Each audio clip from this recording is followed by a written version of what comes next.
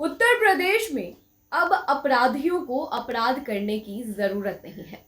गुंडों को किसी को अगवा करके फिरौती मांगने की भी जरूरत नहीं है, क्योंकि इन तमाम चीजों का जिम्मा अब उत्तर प्रदेश की प्रशासन ने ही उठा लिया है।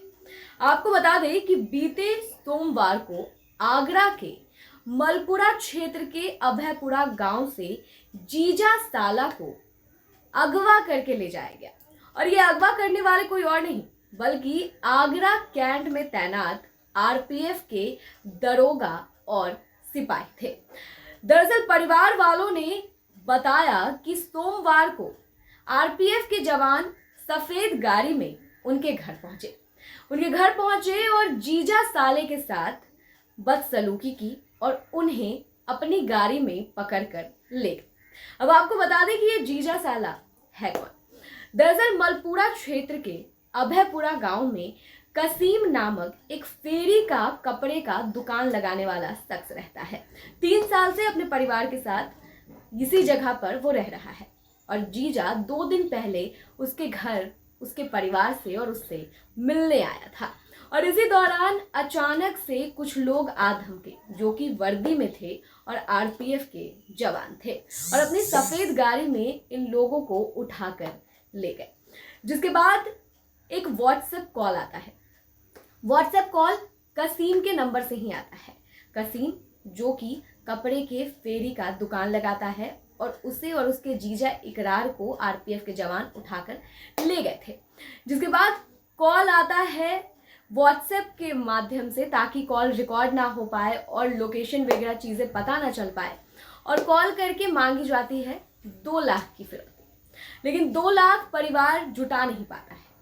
कसीम का भाई किसी तरह से 12,000 का इंतजाम करता है और उस जगह पर पहुंचता है जिस जगह पर इन लोगों ने यानी कि अपहरण करने वालों ने उसे बुलाया था। उस जगह पर जाकर 12,000 रुपये सौंपता है और कहता है कि मेरे से इतना ही इंतजाम हो पाया, मेरे भाई और जीजा को छोड़ दीजिए।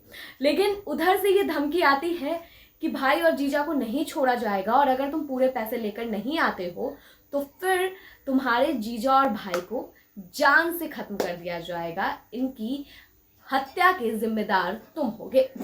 अब परिवार फिर से एक बार पैसे का इंतजाम करने में जुट जाती है, लेकिन राशि बहुत ज्यादा होती है। परिवार एक साधारण लोअर मिडिल क्लास फैमिली है और उनके लिए इतना पैसा इकट्ठा कर पाना आसान नहीं है, जिसके कारण परिवार वाले मंगलवार को पहुंच जाते हैं मलपुरा पुलिस स्टेशन और वहां पर अपनी पूरी शिकायत दर्ज कराते हैं कि इस तरह से वर्दी वाले हमारे घर के बेटे को और जीजा को अगवा करके ले गए हैं।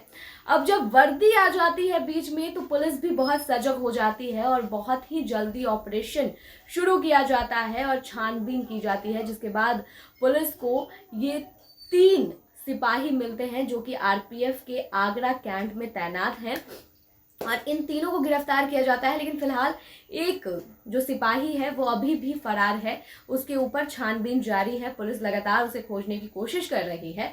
और आइए अब आपको सुनाते हैं कि पुलिस ने जिस तरह से इन लोगों को पकड़ा है, इस पूरे मामले पर पुलिस का क्या कहना है।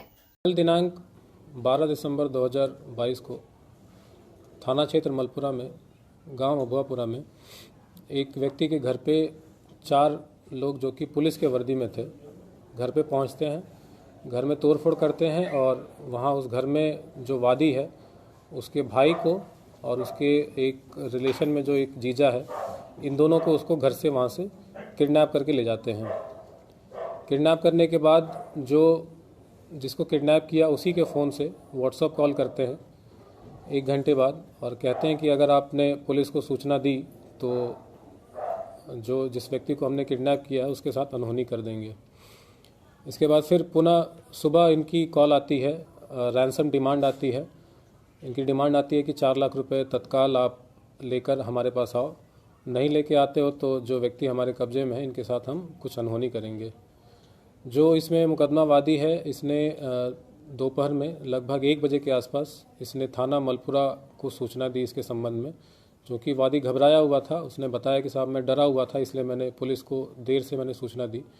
1 बजे जब उसने सूचना दी, तत्काल हमारी जितनी भी वेस्ट की जितनी भी टीमें थी सर्विलांस की, एसओजी की, थाना मलपुरा की और हमारे सीओ साहब के निर्देशन में सारी टीमें एक्टिवेट हो गई। और ये अपना लोकेशन बार बार बदल रहा था। 2-3 बार इसने अलग अलग जगह से इसने कॉल की, वहाँ बुलाया। एक बार इसने शहीद नगर पे बुलाया, फिर एक बार होटल अमर पे बुलाया इसने। फिर जब इसने लास्ट लोकेशन पे जब इसने बुलाया तो हमारी जो टीमें लगी हुई थी जो कि प्राइवेट में थी, पहले से ही वहाँ जाके पूरा हमने रेकी कर लिया। और हमने जो व्यक्ति जो इसमें 2 किडनैप हुए थे और जिस तरीके से उसने गाड़ी का हुलिया बताया था कि इस टाइप की गाड़ी से ये लोग आए थे, हमने वो गाड़ी आइडेंटिफाई की। जो जिनका किडनैप हुआ था हमने उनको भी आइडेंटिफाई कर लिया और हम फिर वेट करने लगे। फिर जब कॉल आता है, पैसे की जब डिमांड होती है, तो वादी को पुलिस द्वारा ही कुछ पैसे देके भेजा गया था कि अगर वो पैसे मांगे तो आप इस पैसे को देना और बाकी जो पैसे हैं, जो बचे हुए शेष पैसे हैं, उसके लिए आप समय मांगें। इन तीनों का आइडेंटिफिकेशन हुआ और फिर हमने इनसे पूछताछ की कि ये ऐसी घटना इन लोगों के द्वारा कैसे कारित की गई, ऐसा एक्सटॉर्शन और साथ में फिरौती की मांग इन लोगों ने क्यों ऐसे की।